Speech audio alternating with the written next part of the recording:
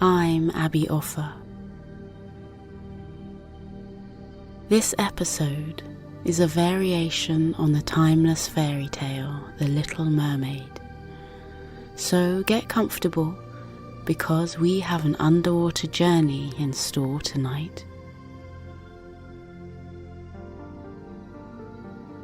For a moment, just focus on your breathing.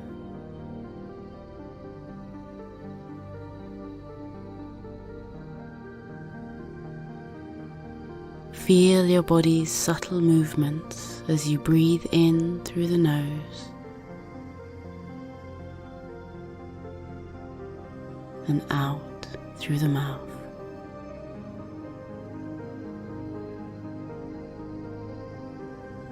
We don't usually focus on our breathing, yet it always continues. Appreciate your lungs for that constant support without requiring any attention.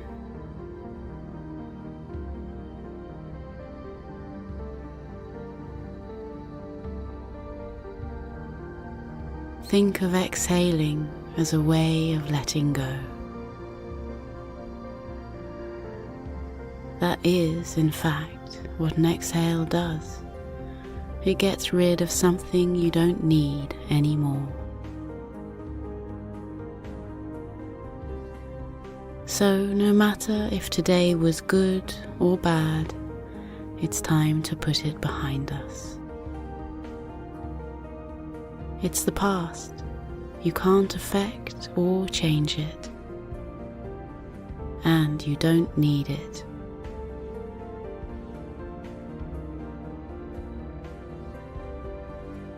All you need is a breath right now.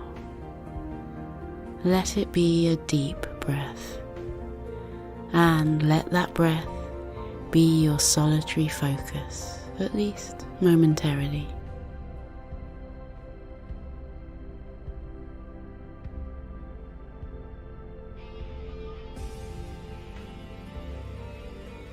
Despite that focus, some thoughts may still interrupt, and that's perfectly alright.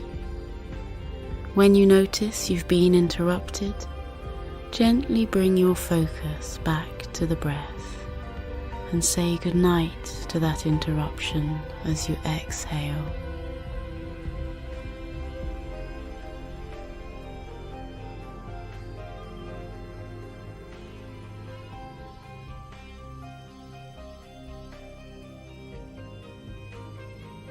As I tell you this story tonight, thoughts may come and go. You can come back to my voice whenever you find your mind wandering. And as you practice coming back to my voice, you may notice that you slowly begin to drift off to sleep.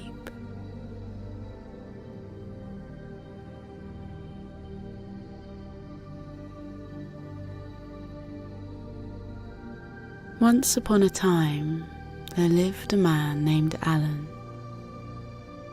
His eyes were deep and kind. His heart was as pure as mountain snow. Alan loved nature, and he felt particularly called to the ocean. He could spend hours listening to the whoosh of the waves and investigating what lives beneath the surface. As a young man, he learned to scuba dive and quickly found a lifelong obsession. The ocean had so many unknowns, so many things to discover. Mesmerized by its mystery, Alan dedicated his life to studying marine life.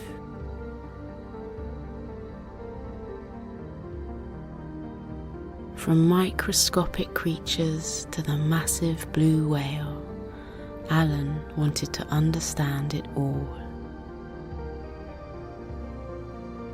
Life undersea was incredibly diverse. With every dive he made a discovery. Even if he didn't spot a new plant or animal, he would learn something new, like how the currents affect migration cycles or how the sun affects the organization of life underwater. He grew increasingly more curious. In the abyss, he'd seen the most marvelous trees and plants, with pliant trunks and vibrant colours.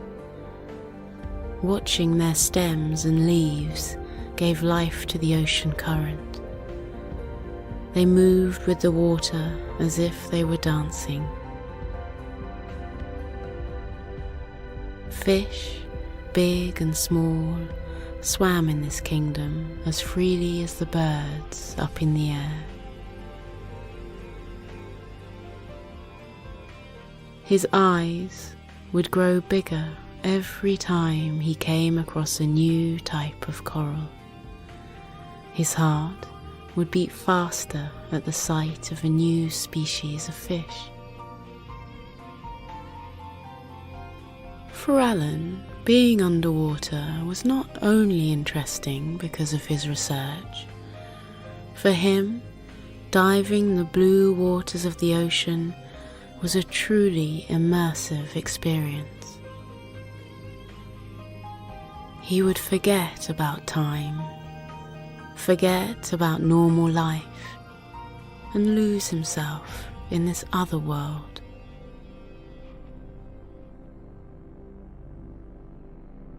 He loved how moving in water felt different than moving in air. It had a different texture, a different consistency. Swimming became second nature to him. When he wasn't studying the ocean, Alan was busy inventing. His first invention was an underwater monitoring device. It captured magnificent images and told him about underwater changes without having to dive. It was particularly useful with sensitive species that were shy to humans. Another invention helped him track marine mammals.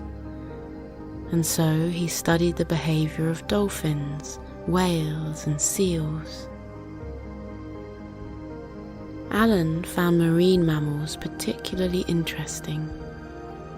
Like humans, they use sounds to communicate, to find food, and to navigate. He felt a special connection to these species.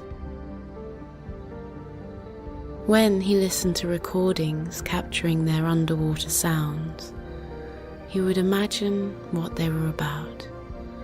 A whale's song might be a lullaby sung by a mother to her child. The dolphin's click was like a warm greeting given to an old friend.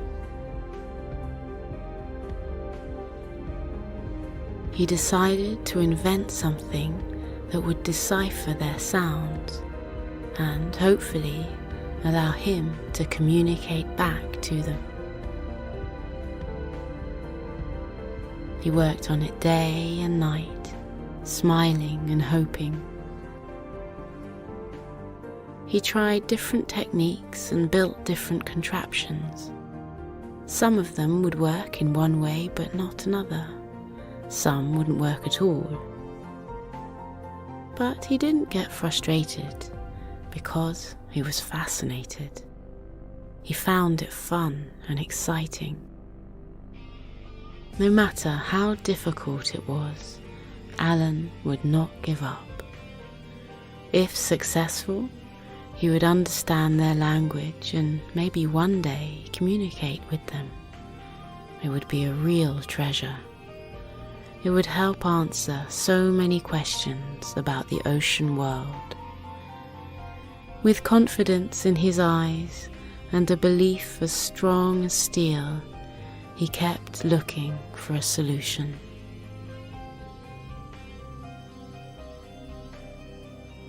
Eventually, he boarded his boat holding a device not bigger than a conch shell. He had his invention. Now, he needed to test whether it worked. He took his boat and sailed far out to sea. On the surface, the ocean was dark and still, but there was so much activity underwater. At first, he tested his device with friendly bottlenose dolphins. Their clicks were just as cheerful as usual, and there was nothing he hadn't heard before. Then he tested his invention with whales, but their moans were still the sounds of a foreign language. The next night, Alan sailed farther than ever before. The silver moon reflected on the ocean in a perfect circle. It was shining over a quiet night when even the breeze felt sleepy. Alan laid on the deck of his boat, counting the stars. The waves were gently rocking the boat back and forth. He listened to his device for hours, soaking up the sounds of the ocean. His eyelids grew heavy, so he let them close. He was just using his ears anyway. His breathing began to slow, mirroring the rhythmic ebb and flow of the waves. And he began to drift off to sleep.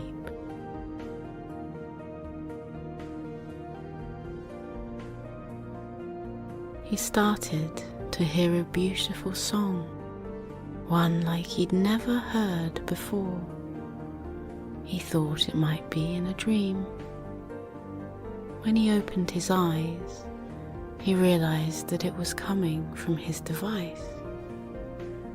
The voice was soft and soothing and sounded more beautiful than any human's. The words were clear, and he could easily understand that they were singing about the moon. Alan was delighted to find that his device was working, though he wasn't quite sure how. He didn't know what he was listening to. One thing was striking though. The voice resembled that of a young woman. Despite all his knowledge of the sea, Alan was stumped. He wondered whether his device was broken, but it seemed to be operating properly. Was it a mermaid, he wondered? It was the only thing that made sense. Legends confirmed their charming voices, and that they would rise up out of the sea at full moon. What an exciting discovery it would be, he thought. Until now, they were just creatures of fantasy. He peered over the edge of his boat into the ocean, but it was too dark to see what swam beneath. He needed to rely on sound, so he decided to use his device and check whether she also understood him. For a few seconds he sat still, thinking about what to say. What does one say when communicating with a different creature for the first time? Because this creature sang a song, Alan decided to sing his own. He chose one of his favourites, a lullaby that parents would sing before bedtime. His voice sounded different using his invention, but it was still deep, smooth, and positive. After a few seconds of singing, he stopped and listened carefully. There was no movement, no air, just silence in the night. But as he waited, he noticed a shadow approaching in the water. At first he thought it might be a dream, a display of his wishes. He pinched himself a couple of times to be sure he was awake. Something was moving, and it was getting closer. Then a pair of eyes peeped curiously above the water. In the pale moonlight, he realized that he was looking at the face of a young woman with fiery red hair. "Hello," Alan said in his human voice, forgetting all about his invention. Breaking the silence, his voice sounded sharp. She disappeared quickly underwater before he could say anything else. Alan waited and waited, but she didn't come back. He had so many questions. When the sun came up, he hadn't moved an inch. She must have been scared when she couldn't understand him, or maybe she was surprised that she could understand him in the first place. Alan headed back to shore, trying to make sense of everything. He dug into books and anything else he could find about mer people. He learned that they showed themselves at night time when the moon reached its fullest phase. A mixture between mammal and fish, mer people were a real mystery, so different than anything else Alan had studied. They had a strong fish tail and could both regulate body heat and breathe underwater. Mer people were believed to live up to 300 years, and while details were vague, some studies referred to the existence of an underwater society. The mermaid with red flowing hair lingered in his thoughts. Her voice sounded softer and much more enchanting than any human's. Her eyes spoke of the depths of the sea. After some rest, he would resume his research, this time focusing on speaking to that mermaid.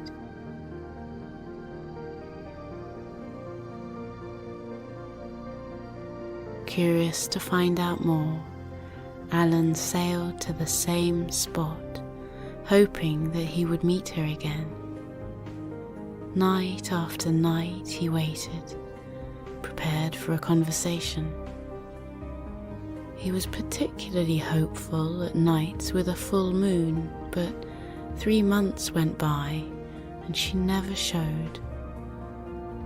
Just like with his inventions, Alan was patient and continued believing.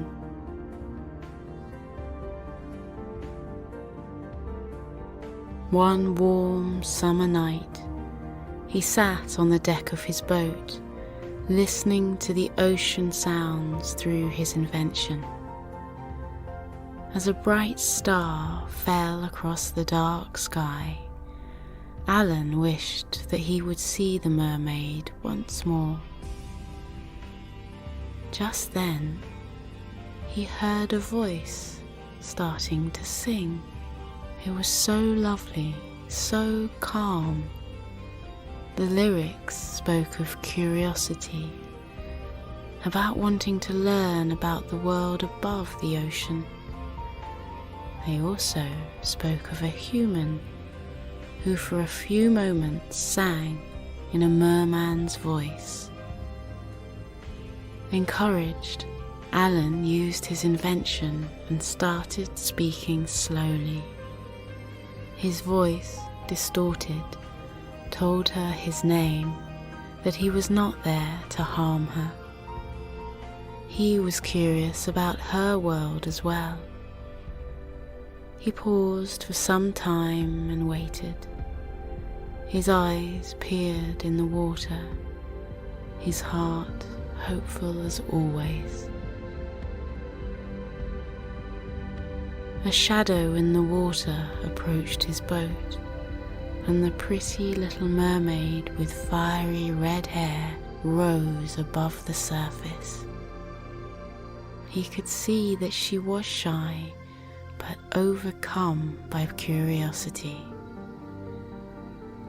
"I'm Ariel," she spoke in a gentle voice.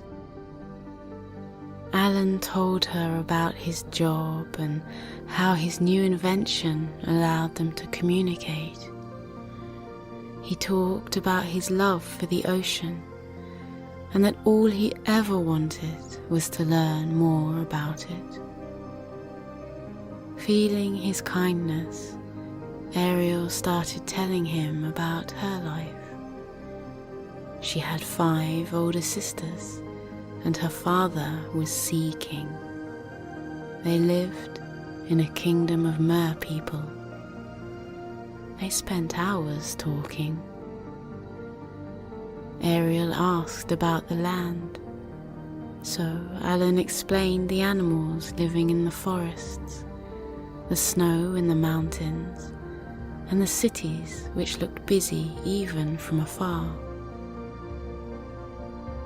She was curious how people moved, lived, and enjoyed their lives without a fishtail.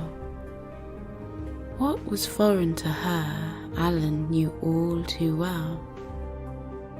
In return, she told him about the Sea King's palace, with walls made of coral and windows of the clearest amber. He learned about her best friends, a yellow and blue tropical fish, and a small but stylish red crab. The night was slowly fading. At dawn, Alan and Ariel needed to say goodbye. They smiled and decided to meet again at the next full moon. She swam into the depths of the ocean, and he steered his boat back to mainland. It was an unlikely but happy friendship. The more they talked, the closer together they grew. Alan created a waterproof photo album.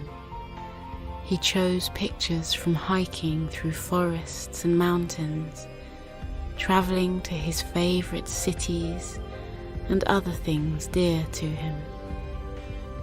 He showed Ariel his tiny house, his goofy but sweet dog, and his loving family. Since she didn't have any pictures, Ariel told Alan about the palace's garden, her weeping willow tree, and the white marble statue that reminded her of his world. After 6 months of talking and learning from each other, Ariel invited him to meet her family and friends. It was full moon again, a peaceful night when the world on land was asleep. Diving into the ocean, Alan knew that their communication would stop. He needed oxygen and was no longer able to use his invention. Still, he was excited to experience the beautiful kingdom she had told him so much about. On hearing her voice, Alan knew that it was time to dive. Ariel laughed at his tight scuba suit, which made him look like a seal. A pair of blue and yellow fins transformed his legs into small, rigid tails. What an unusual fish, she thought. Once in the water, he was silenced, but she could read in his eyes how happy he was. She smiled and pointed in the direction of her home. He smiled back and allowed the mermaid to lead the way. They dove very deep, deeper than Alan had been before. While swimming, Alan remembered the first time he'd seen the ocean, the first time he went diving, and how he'd studied to become a marine biologist. And lastly, how he pursued his dream and found a way to communicate with the underwater world. All of that had led him here. His life was built around the ocean, but still his eyes filled with marvel.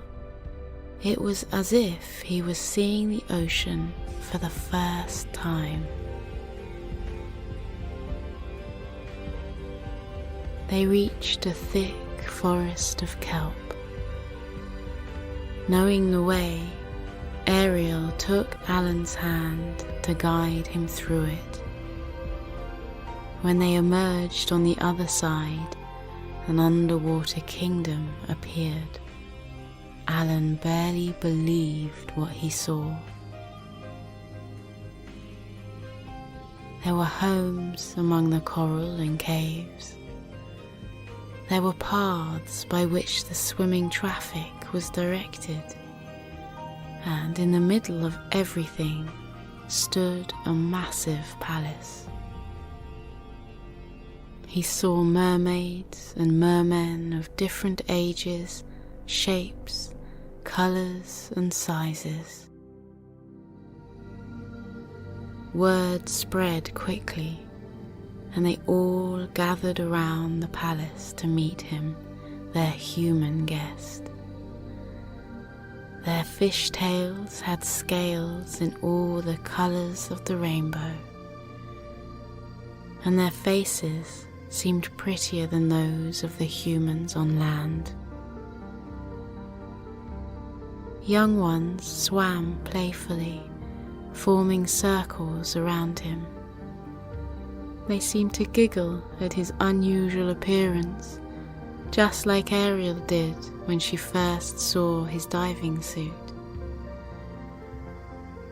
No matter how different he was, though, the merpeople welcomed him dearly, curious to find out more about his world. They swam to a large garden, and Alan saw Ariel's favourite flower plot, where she'd collected some of her favourite plants from across the ocean. He met Ariel's older sisters and her loving best friends. It was a colourful world where every creature smiled and was happy to see him. They swam towards the centre of the kingdom, where the Sea King's palace stood. It looked just as Ariel had described it. Walls of pink coral, the roof made of glossy mussel shells, organized into decorative patterns. He followed her slowly, admiring the palace's rooms, where living flowers grew out of the walls. She took him to the great hall. To him, this looked more magnificent than anything he'd seen on earth. The great hall had an arched roof like a dome. Hundreds of mussels stood in rows and paved the way to the Sea King's throne. This was a sight of stunning beauty, which shone dark green like the finest emerald. Sitting on the throne was Ariel's father, a merman with a long white beard. He wore a sparkling crown and held a golden trident. The Sea King approached them happily and bowed in a kind gesture. Ariel introduced Alan. She told her father about his kind heart, his inventions that helped the ocean, and how he wanted to learn more about their world. Appreciating his good intentions and seeing how Ariel trusted her friend, the Sea King decided Alan should be rewarded. He was an ambassador for all ocean life, even though he did not belong to the ocean. The Sea King's trident had magical powers. He smiled kindly and raised his trident. Alan knew that something special was about to happen. The trident began to glow. It shone brighter and brighter. He then lowered it and touched Alan's chest. Alan felt his body change, but at first he wasn't quite sure how. Without thinking, he turned to Ariel and asked what happened. It was then that he realized he could remove his oxygen tank. He could now breathe and speak underwater like a creature of the sea. He could live in both worlds. Able to use his voice, Alan thanked the Sea King for his kindness. He promised to share his knowledge of the human world and to help mer people in any way possible. It was a genuine love of the ocean that got him here, and he would continue following that passion to help the world. The three sat and talked about the worlds separated by the surface of the water, how they were not so different after all. They continued showing Alan around the kingdom and taught him things about water that you'd only know if you lived in it. When Alan left the underwater kingdom, he felt blessed, like this was the start of a new adventure, like his own research was only beginning to get good. When he reached the surface, it was still nighttime. He climbed onto his boat and put away his scuba gear, which he no longer needed. The excitement of his adventure began to wear off, and he realized how tired he was. He had done quite a bit of swimming. He took a moment to rest and laid on the deck of his boat, looking up at the stars.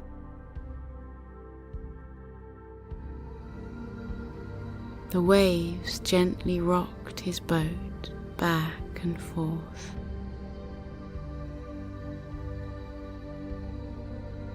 He couldn't have been more thankful for this experience, for the Sea King's gift, for the welcoming mer people, for Ariel's friendship, and for the opportunity to return to the Sea Kingdom and share his love of the ocean with others. This sense of gratitude filled his body.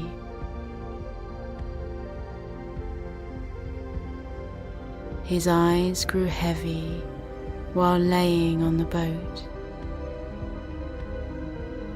so he allowed them to close and drifted off to sleep.